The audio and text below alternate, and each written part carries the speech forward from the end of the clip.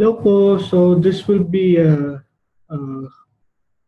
don't know, a quick review kung anong mga bago sa ating MSI chart at paano natin ma-maximize yung usage ng mga indicators ng mga dinagdag natin. Okay, so let's start. Dito makikita nyo yung time frame kung daily, monthly, or weekly siya. Okay, let's try monthly. Okay. So, usually naman, daily yung ginagamit natin. Tapos, makita niyo yung date. Open, high, and low, close, and change percentage niya for the day. We have also the 52 weeks high, 52 weeks low. We have resistance 2, resistance 1, the pivot, support 1 and support 2. Then we have here the stock code, and we have the volume. This is the number of the volume traded on that day. Tapos makikita nyo, beside that, meron siyang indicator na magsasabi kung low, high, or very high, above average, and below average. Ibig sabihin lang nun, pag very high yung pag very high ang naka-indicate dyan, ibig sabihin for the past 3 days, lumaki ng gusto yung volume niya. So, ang indicator na to ay based on 3 days average ng volume. So, kung mapapansin nyo dito, the average volume traded is around 8 million. Same with the second day, third day, tapos biglang naging 13. So, yung volume average niya is very high on that day. Ito naman yung sell volume at buy volume. Although itong dalawang indicator na to is not that much accurate dahil yung kinukuha kong data from PSE get going to AMI broker is just a general or basic data. Pero para sa akin, malaking tulong to dahil makikita mo dito kung malakas pa ba yung selling ng market or bumaba na ba. Diba? So, ibig sabihin lang, kung ang sell volume ay mataas, sabihin, marami pa nagbebenta. Yung buy volume naman, mababa, pwede mong sabihin na hindi pa sila bumibili. Okay? So, comparing to the previous candles, say for example here, kita nyo, from sell volume of 97%, the next day, nakita nyo humina na yung sell volume. So, pwede mong sabihin na bibili ka dahil mas marami na yung bumibili kaysa sa nagbebenta. Diba? Tapos, next day, boom. Lahat na, not lahat, kasi nga sabi ko, pwede siguro sabihin natin 80% accurate to. Karamihan, nagbabay na sila. So, kung ginamit mo tong indicator na to as your buy and sell signal, dahil mataas yung buy volume niya, the next day, kumita ka. Diba? Okay, the next is yung trade or yung trading signal natin, kung buy na ba or sell or hold pa. Meron ditong dalawang klase ng signal. Merong long at short. So, pag long yung signal mo, ibig sabihin na nagbigay siya ng or nakahanap ng lowest price or base price yung stock during a particular time. Okay, so bibigyan kanya ng long signal, tapos yung entry price niya, which is the low price of that day, tapos yung last exit price, yun ang previous sell price or yung previous high na na-hit niya during a certain period of trading span. Okay? Tapos, makikita nyo rin dito yung difference ng entry price at nung last exit price. So, ibig sabihin, pwede nyo tong maging target price. That will be your initial target price. One of your target price, let's say. Okay? Tapos, meron siyang stop loss. Tapos, risk-reward ratio. So, mas mababa yung risk-reward ratio, sabihin, mas maganda siyang i-trade. Okay? Tapos, on daily basis naman, nagpapalit din yung data dito. So, halimbawa dito, sinabi niya go long, at this price, bumili ka, and ito yung exit price mo dapat. So, the next day, nagpalit na siya, pinakita niya na may profit ka na ng 2.87%. Tapos yung stop loss niya medyo tumaas na. Okay, at yung risk-reward ratio niya tumaas na din. Tapos sasabihin niya sa'yo, wait for sell signal. Ito yung sell signal, aantayin mo lumabas yan. Okay. Next one, bago din, we have the Heiken Ashi. Yung Heiken Ashi, wait ako lang dito. Ayan, yung Heiken Ashi is a good indicator na magsasabi sa inyo kung ang trend niya is uptrend na ba or downtrend pa. Okay? So kung mapapansin nyo dito, iba ang kulay ng Heiken Ashi sa normal candles. So these are your normal candlesticks. This is your Heiken Ashi. So pansinin nyo dito sa may part na to, green siya, tapos the next day nag-red siya, pero ang sinasabi ng Heiken Ashi mo is uptrend pa siya. So totoo nga, next day nag-green pa, and the next day. Okay. So mapansin nyo rin dito, dire-diretso yung downtrend niya. So makikita mo panay red yung candles. Okay, so yun yung Heiken Ashi. Tapos we still have the MSI Bagger, Bollinger Bands, yung Ichimoku din. Sa Ichimoku, meron ako in-adjust dito yung ito yung first indicator na nagsasabing bearish. Ito yung sa TK cross.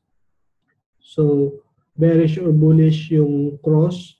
Tapos kung nasaan yung cross nangyari, kung nasaan yung candles, nasa ibabaw ba o nasa ilalim ng Kumo cloud. Tapos syempre pagka yung TK cross mo nangyari sa ibabaw or sa ilalim ng candle or within the cloud mismo, there are certain strength na ini-emphasize ang Ichimoku. So, for example, a bearish cross below the Kumo cloud will give you a strong sell signal. Dahil bearish na yung cross, tapos yung candlesticks nasa ilalim pa, parang ganun. Okay? Tapos, meron din tayo dinagdag na alignment of the stars by Cfrix. Sa alignment of the stars, papakita niya lang sa inyo kung bullish yung signal, bullish yung cross ng AOTS. Tapos yung number of days kung ilang araw na siya nag-cross. Tapos, ito, bago din, ano ba, pwede ko mapakita. Let's say, ito ba? Natin yung, ayan, pwede kayong pumunta dito sa parameters. Pwede nyo i-on para makita nyo yung alignment niya. Madali tingnan. Ito. Sample lang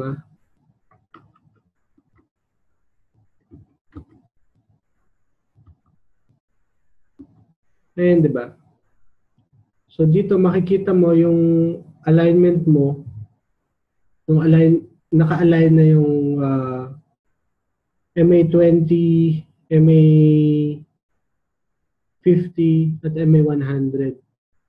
So bago pa man din mag-cross yan, bibigyan kanya ng buy alert signal. Okay. So yan yung buy alert signal mo. Tapos nag-cross na siya.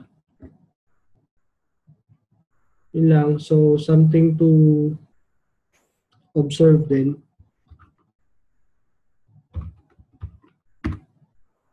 Something to observe pagka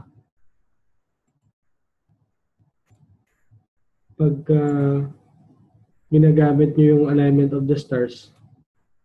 Although kailangan ko pa itong i-polish. Dahil tulad nito, nasa taas na siya ng nasa taas na yung MA20 pero bullish pa rin siya. Wherein dapat bearish na siya. Diba? It's better than nothing. Okay. So, yan yung kaya pala. Okay. So, yan yung alignment of the stars. Tapos, we have the swag. Yung mga may hilig mag-swag dyan. So, sa swag naman, same lang din with alignment of the stars. You will see bullish or bearish signal.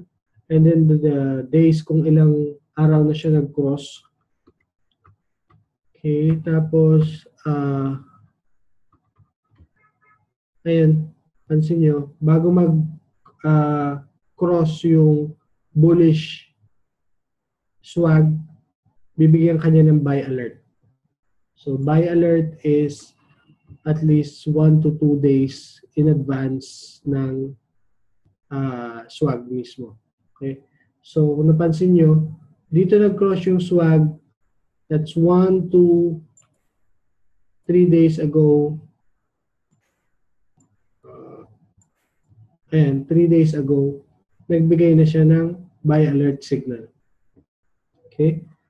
Tapos, we have the normal indicators like MACD, stochastics. Sa stochastics, meron din ako idinagdag na overbought. That goes with the stochastic, RSI, CCI. Meron tayong overbought signals, oversold, and range. Pag sinabing range, ibig sabihin wala siya sa overbought signal at wala siya sa oversold signal. Okay? So, anong mga use din nun? Normally, pagka overbought na yung stochastics ko,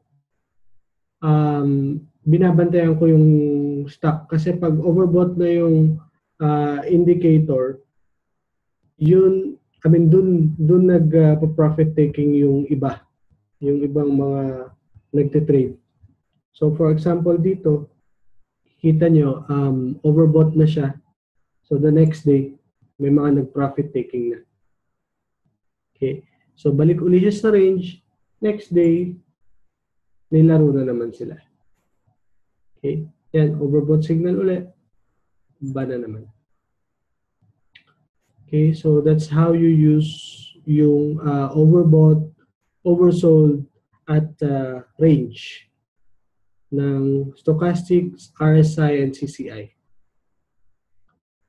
Tapos, same accumulation distribution, parabolic star, and the MAs.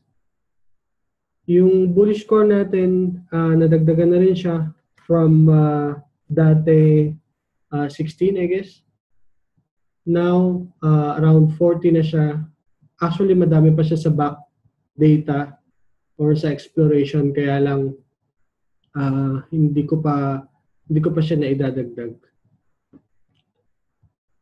Tapos, yung scores nyo din, meron na rin siyang average na average 5 days na score. So, ibibigay niya rin sa inyo kung low, high, very high, above average, at below average yung score.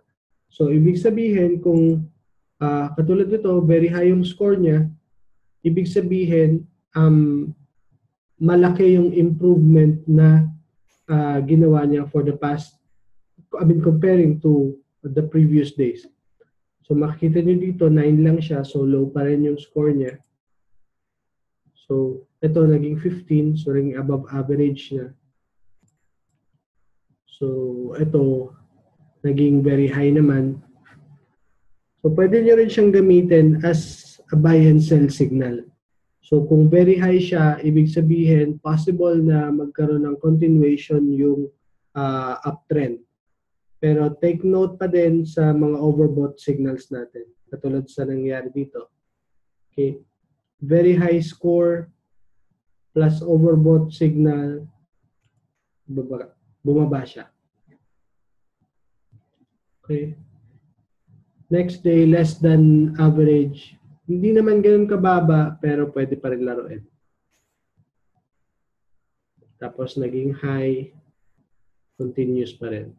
Very high, overbought na naman, baba ulit. Okay? So, suggestion ko kung magte-trade naman kayo dito based sa scores na to, I would go for a balanced score. Ibig sabihin, hindi masyadong mataas, hindi masyadong mababa. Kasi trading a very high score naman, ibig sabihin nga nun, dun sa sample na binigay ko kanina, is magkakaroon ng overbought signals dito. So, tendency is mag-profit taking yung iba. Okay? But then again, it will all depend sa volume at price action during that trading day. So, isa yan sa mga indicator na pwede nyong gamitin. Another thing na meron tayo dito is the chart patterns. So, yung chart patterns, pwede nyo siyang makuha. Chart patterns on. So, ayan. Pa-plot nyo lang yung chart patterns nyo. Okay, so makikita mo na sa ilalim siya ngayon trading. So, I think bababa pa siya. Mamaya, i-discuss ko pa yung ibang mga pattern breakouts. May mga pattern breakouts kasi kasama to. So, magagamit nyo tong chart patterns na to for pattern breakout. Alam ko meron akong makikita dito. Maghanap tayo mamaya.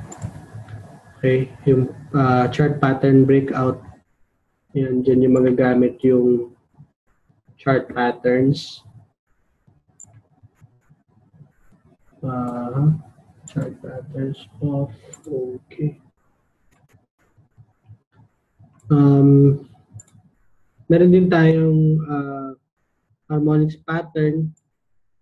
So, dun sa mga hindi pa masyado marunong mag-harmonics, pwede nyo itong gamitin.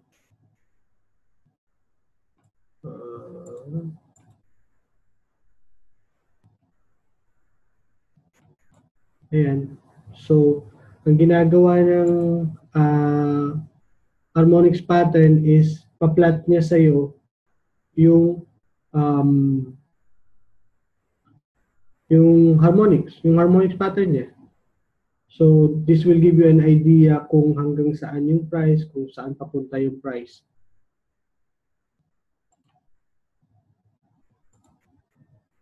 Okay. Harmonics. Okay. Then, we have the bullish candles and the bearish candles. So, depende sa candles na makikita nyo, bibigyan kanya ng analysis dito. Okay, for example, ito, tweezer bottom, a reversal pattern, blah, blah, blah. It could indicate support level. Ayun.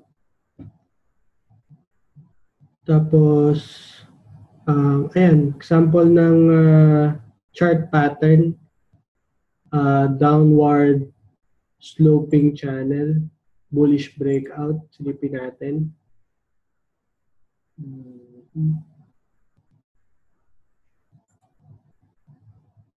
Ayan o. Ayan yung downward sloping channel. Tapos makikita nyo this area. Nag-breakout siya. Okay. So, yun ang sample ng chart patterns. In addition, makikita nyo rin na meron siyang, yan, yung mga bilog-bilog natin dyan. Meron tayong green, may mga numbers din yan. And we have red also. Okay, may mga numbers din yan. Ano ba yung mga bilog na yan? Yun ang bibigay ng signals for divergence. Okay? So, for example,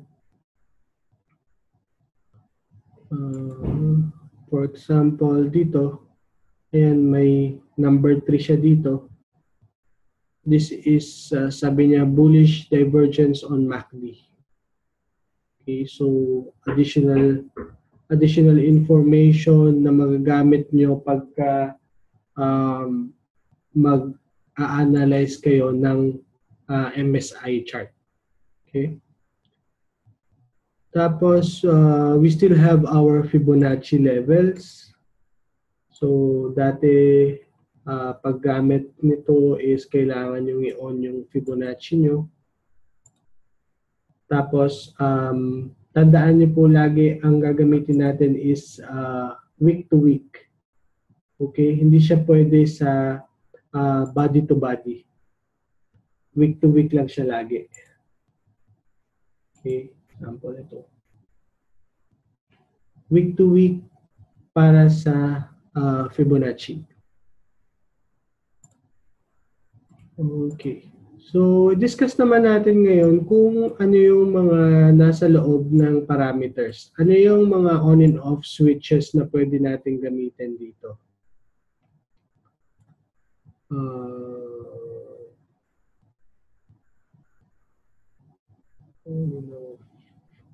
Saan yung Fibonacci ko? Ayan, Fibonacci.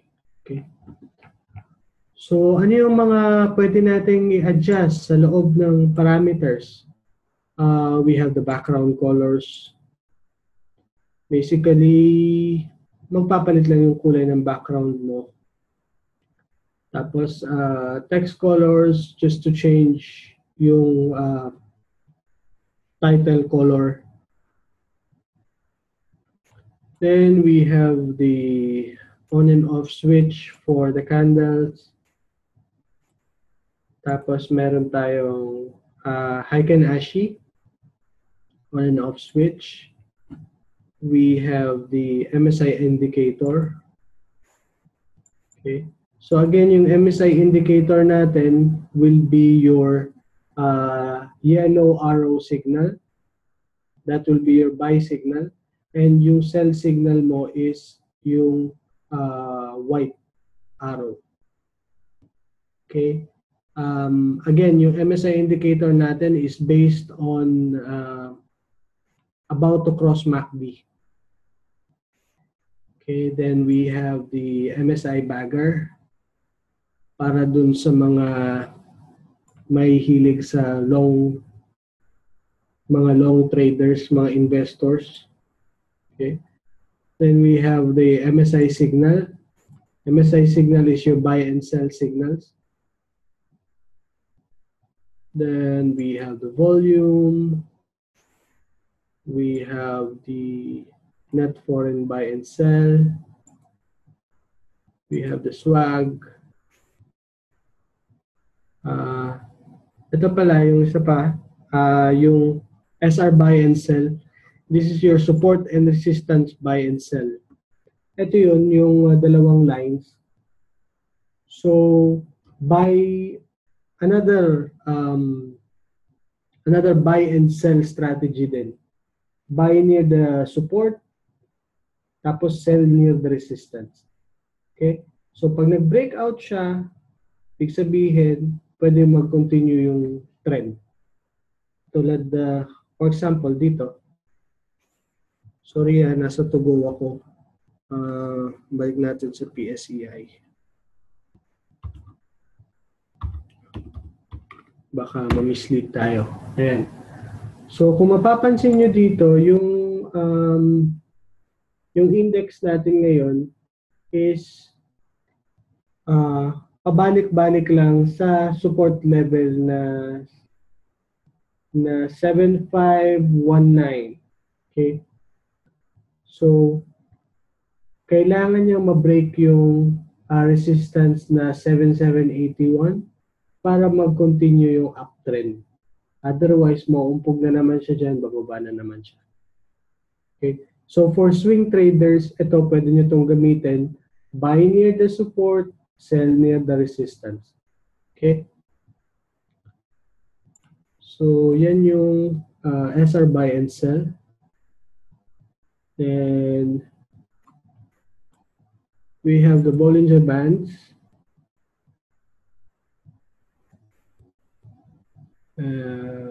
Moving averages. Moving average is yung pink one is the MA9. White is MA20. Red is MA50. Blue is MA100. And light blue is MA200. Then we have the alignment of the stars. We have about to cross alignment of the stars. Then we have your MACD. Tapos we have stochastics. We have the parabolic SAR. Ichimoku is there. Fibonacci, na-discuss na kanina. Ito yung pattern recognition. Na-sample na rin kanina. We have the Elliott wave also. And so, magkaroon din kayo ng idea kung uptrend or downtrend using the Elliott wave.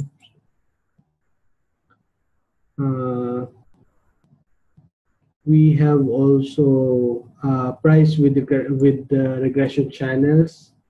Okay, channels na yan.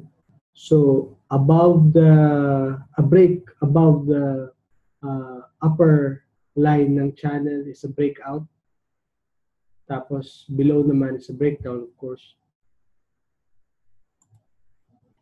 Okay, what else is here? And we have the harmonics. Ito yung mga maximum at minimum levels na pwedeng i-draw ng harmonics. So, pwede nyo siyang i-adjust. Napansin din kasi ng iba na hindi siya masyadong accurate. So, doon sa mga gagamit, pwedeng i-adjust yung mga measurements ng harmonics. So, pwede niya ma-detect yung Gartley, yung bat, butterfly, crab, shark, ABCD patterns. Ayun. Ayun. So, yan yung MSI chart. Now, let's move on sa exploration. Kasi maraming nasa exploration na wala sa chart. So, everyday nagkakaroon ako ng update ng exploration output ng ating MSI chart. So, let's see. Explore lang natin.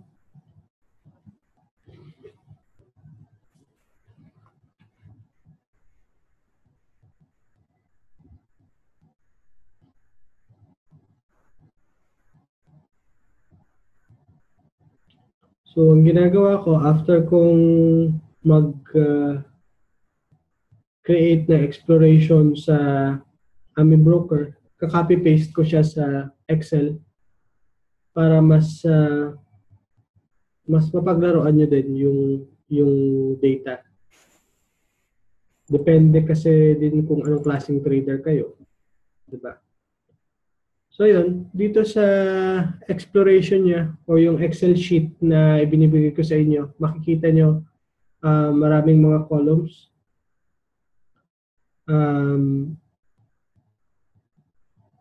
Yung una is yung ticker or yung stock code, then the date, the trading date, open, high, close, change percentage, closing price, yung volume niya, tapos meron tayong total volume amount, total amount which is multiplied by the volume and the close price. Tapos yung average volume, yung na-discuss ko kanina, kung tumataas ba yung volume or hindi. Same with the score average, kung nagkakaroon ba ng improvement or hindi. So, pwede nyo siyang isort based on very high volumes. So, more volume, ibig sabihin, pwede nyo siyang i-trade kasi maraming tao, maraming bumibili. Okay? So, same with the scorings, pwede nyo siyang i-sort din. Very high score will be possible to have also a good trade the next day. Okay. Tapos, ayan, yung Bollinger Bands. Meron tayong Bollinger Bands constriction using the Bollinger Band width. We have the MSI bagger, MSI indicator, MSI signal. Again, yung MSI signal po natin, yung buy and sell signals. Hindi siya nagbibigay ng signal on the same trading day. Lagi siyang late. Okay? Pero pwede nyo itong ma-utilize or pwede nyo itong magamit using the MSI signal buy days or bar days. Papakita ko po sa inyo mamaya. Okay, so move tayo ng konti.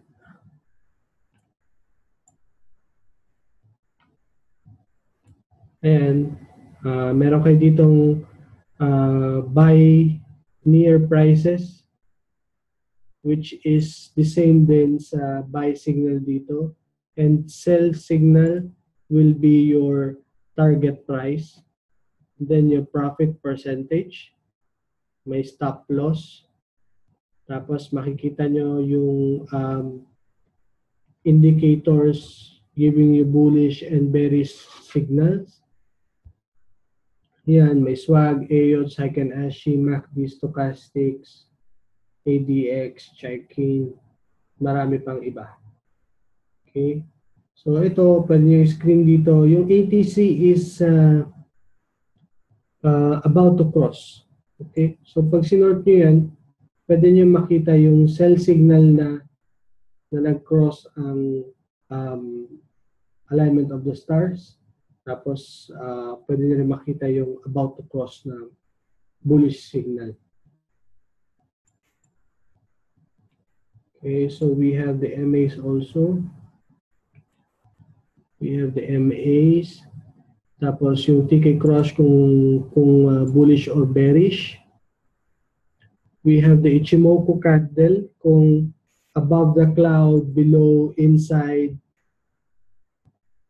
Okay.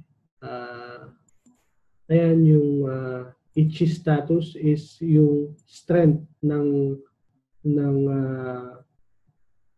TK cross niya. Depende kung nasa ibabaw, nasa ilalim, or nasa loob ng kumho yung cross.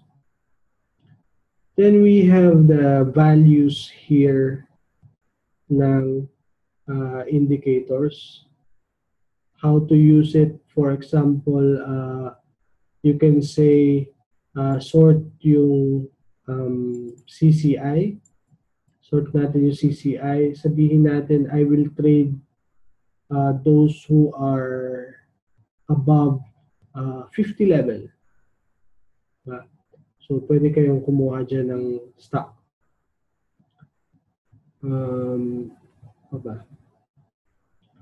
Ayun, yung sa buy up and sell down volume.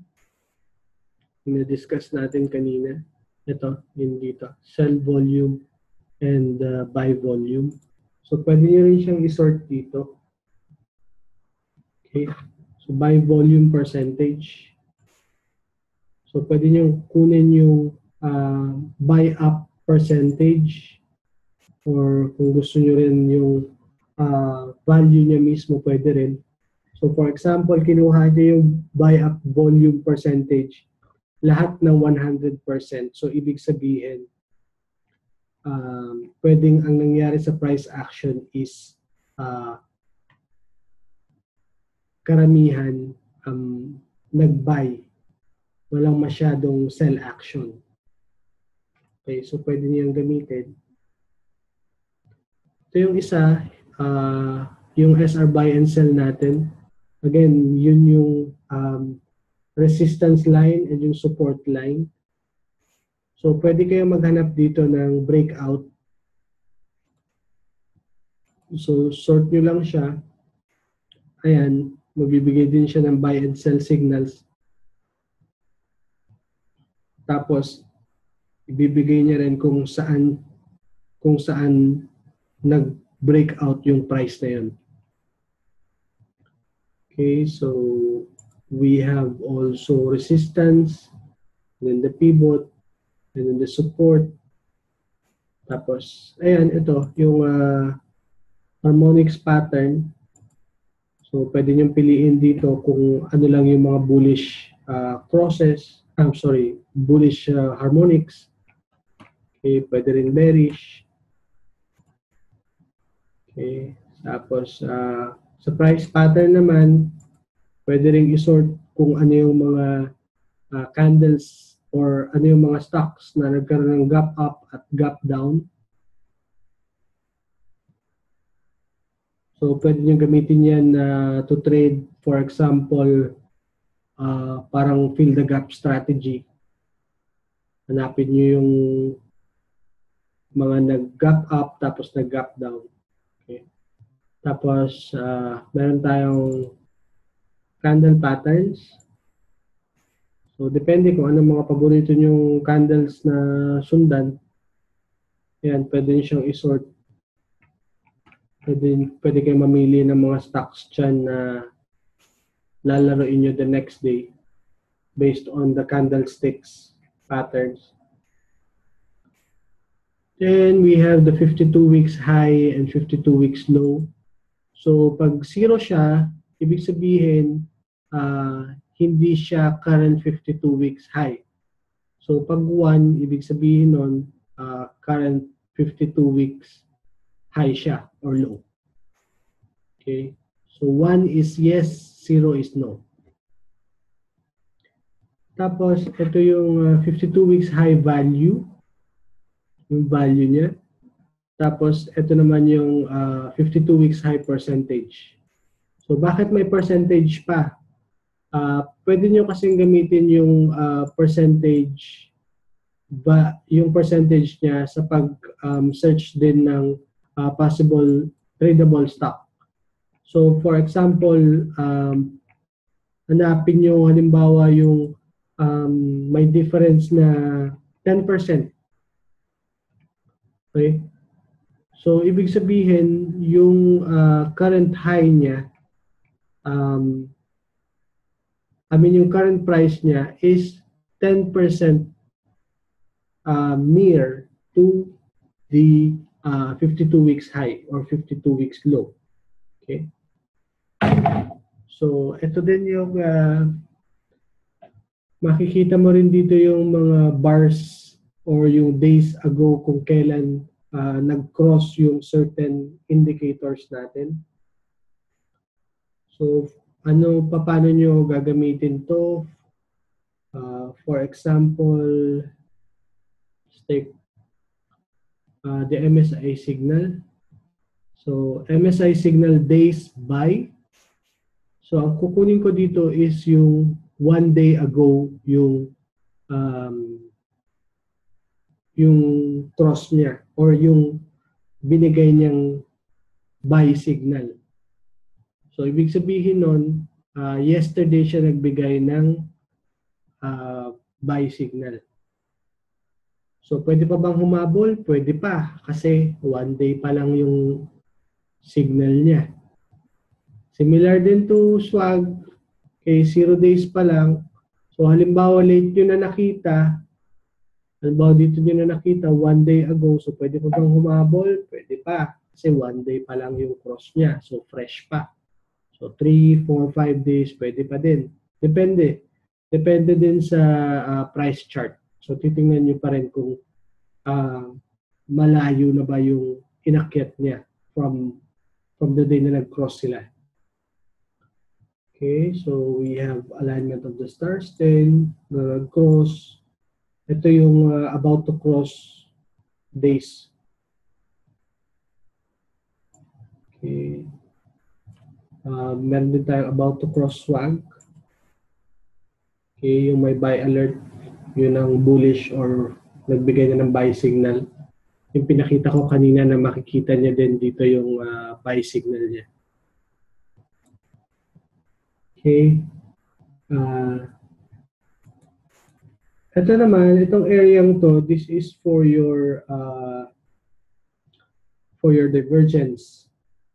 Okay. So, pag black siya, ibig sabihin walang cross or walang divergence.